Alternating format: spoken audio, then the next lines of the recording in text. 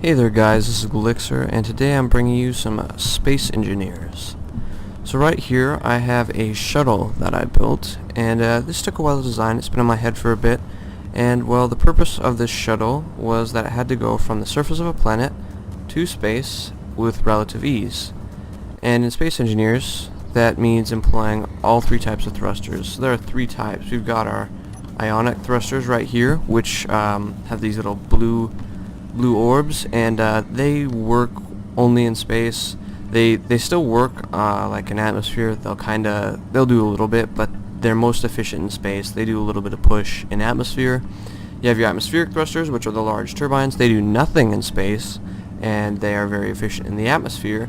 And then you have your hydrogen thrusters, which work in both places, but they're kind of fuel hungry to kind of combat that need. Alright, so before I get into the ship, I want to show you the core mechanics of it. I can't exactly just go and tear everything away. This is my one copy of it right now, so I'm going to go show you the insides of it. This is it cut away. So this is kind of a pattern I use for lots of my ships. It works pretty well, but your ships start to look alike, so I'm actually trying to break that pattern in my new builds, but it works pretty well. So you have your cockpit, fighter or normal. I don't know why you'd use normal. I usually put a landing gear there. I usually move the landing gear later. It's kind of a bad place for them. But then you have your power source, in my case 2 batteries for that green energy, and then you put your oxygen tank. Your oxygen tank has a large conveyor on the bottom, and you just stick your connector right there, so you can connect it up to bases and such, and refuel and repower it. Then I have a small cargo container on here. Actually, this is medium. Yes, this is a medium cargo container to hold all the stuff that I would get with the ship. And then I have my hydrogen tank and my hydrogen thruster directly to it. And I believe it's the side I've conveyored up. Yeah, this is the side. So pretty much the fighter cockpit has 2 places to put a conveyor. One on the front and one right under here. So I just hooked that up and stuck it to the connector. Connector's like the central hub. Same thing over here with the cargo container, just stuck it to the connector. And then with my hydrogen tank I did a little bit of piping, and the pipes lead to the connector. And the oxygen tank is sitting on top with their connectors connected, so it's doesn't need any piping. So yeah, that's basically the core of the ship right there, and then what you see over there is the same thing, just with a bunch of extras. So to get a better view of the ship, you guys, I'm gonna press tab, get in, unpark this thing, and hover it a few feet above the ground so we can get under it and look at it. Alright, let's check it out. So we've got 1 landing gear here. I was looking for a place to put 2 others back here, but it just looked gawky and awkward, so I didn't put it. We have the antenna right here stuck on that connector. You can see the piping sticking through. We've got our 2 larger thrusters for forward thrust. A few ionic thrusters here and there, so it'll work in space. Hydrogen tank. And these are modded pieces right here. These are Digi's wing mod. They're really cool. They make it so if you're flying and the wing is positioned in the correct way, it'll make it so you don't need downwards thrusters. Keep your ship up. I still have downwards thrusters, and these wings actually don't do much. It's honestly just for aesthetic look. I know there's a movement in the community right now to make your ships have no mods in them.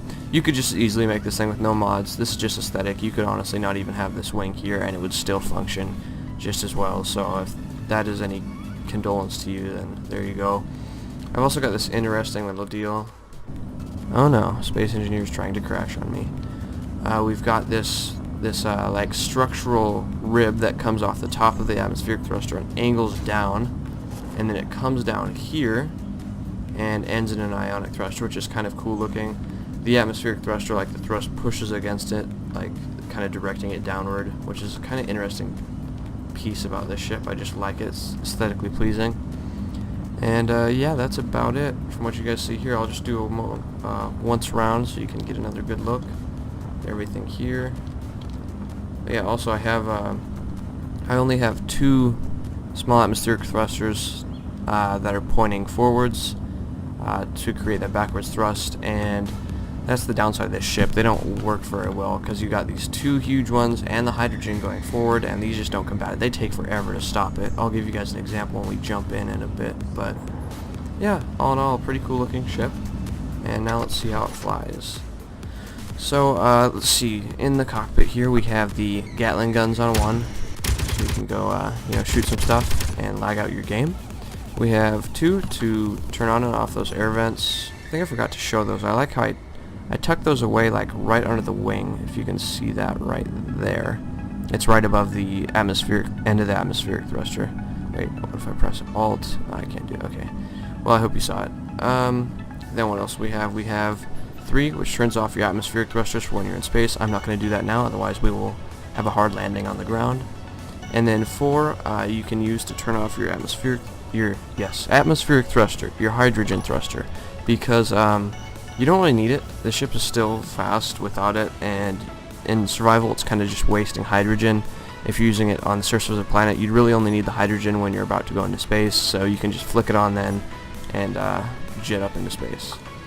So now let's do a bit of flying and see if we can accidentally crash this thing on a video. So let's see, we're 50 and we're up to speed right now. Not the fastest ship, but it's pretty mobile. Now if you want to see what I was talking about having a hard time slowing down, I'm letting off the thrust right now. Inertial damper is going to be on in 3, 2, 1. 1001, 1002, 1003, 1004, 1005, 1006. 1 eternity later. 1013, 1014. Oh, roughly 1014. Roughly 14 seconds to get this thing to stop. So that's where the downside is that those little bits. And whenever you want to go into the atmosphere, all you gotta do is point it up here, flick your hydrogen thruster on, and we are cruising. And what did I do? Whoops. Alright guys, we're back. I don't know why Space Engineers decides to be weird, right when I want to record it, but that's what it is. Alright, so as you can see, we are quickly getting away from the surface of the planet. I'm not actually going to go out into the atmosphere. It's got all 3 types of thrusters. It can do it, I verify, but I just don't want to spend the time to actually go out there and come back, because that takes a good 15 minutes. So we're just going to turn it around right now, decelerate the ship, and head back down. Roughly to turn it over, which takes like 9 years. And there's a canyon over here I want to try. Essentially just try and crash the ship. But yeah, it handles pretty well.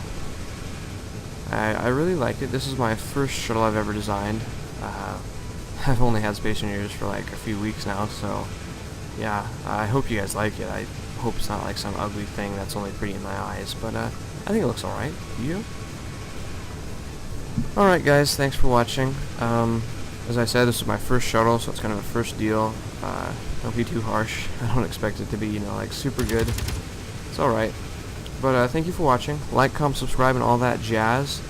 If you want to see more videos like this, because I will definitely be doing more Space Engineers. I don't know what the future holds, what we'll be doing. I'm definitely going to be showcasing more ships. I have some large ships I'm working on. When they're done, I can show them on this channel. And who knows, maybe someday we'll even start a survival series. That would be kind of fun. But yeah, thank you guys so much for watching. Like I said, like, comment, subscribe, do all that jazz. Have some fun, and I will see you in the next video. Peace.